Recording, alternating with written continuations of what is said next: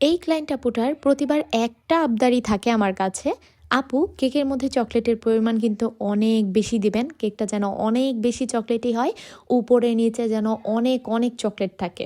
সবসময় আপুটার মুখ থেকে এরকম কথা শুনতে আমার নিজের কাছেও না কেন জানি ভালো লাগে। আমার আসলে মনে হয় যে সবার টেস্ট বাড অনুযায়ী সবাই যদি একটু তাদের মনের মতো করে কেকটা নিতে চায়, বা আমিও যদি তাদেরকে ওইরকম করে বানিয়ে দিতে পারি, এটার মধ্যেও আমার একটা সার্থকতা থাকবে।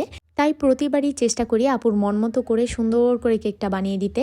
সব থেকে মজার বিষয় জানেন কি, এই আপুটা আজ পর্যন্ত আমার থেকে যতগুলো কেক নিয়েছে সবগুলো কেকই ছিল এই চকলেট ওভারলোডেড কেক। আপুটা আমাদের পেজের এই প্রিমিয়াম চকলেট ওভারলোডেড কেকটা অনেক অনেক বেশি পছন্দ করে। আলহামদুলিল্লাহ প্রতিবারই অনেক ভালো রিভিউ আসে। আর এইবারও আপু আমাকে এই চকলেট ওভারলোডেড কেকটাই করে দিতে বলেছিলেন। আর কেকটা আমি একদম লাস্ট মোমেন্টে অর্ডার পেয়েছিলাম, জানি না কেন জানি আমার রিপিট ক্লায়েন্ট যারা, ওই আপুরাই আমাকে একদম আর্জেন্ট অর্ডার দেয়, আর আমিও না করতে পারি না। আমি জানি না আপনাদের সাথেও এরকমটা হয় কি না, তবে আমার সাথে এটা অনেক বেশি ঘটে।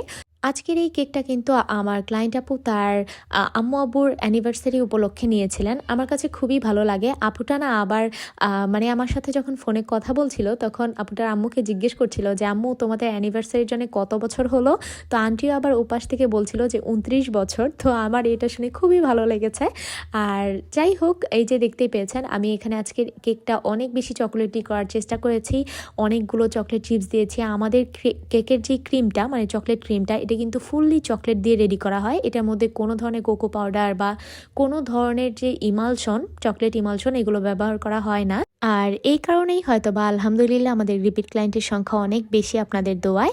তো যাই হোক, এই ছিল আমার আজকের কেকের ছোট্ট একটা ভিডিও। এটার যে ডেকোরেশন পার্টটা সেটা আমি আলাদা একটা ভিডিওতে দিব, কারণ ফুললি চকলেটের ডেকোরেশন থাকবে সেটাতে। আজকের মতো ভিডিওটা আমার এই পর্যন্তই। সবাই ভালো থাকবেন। আল্লাহ হাফিজ।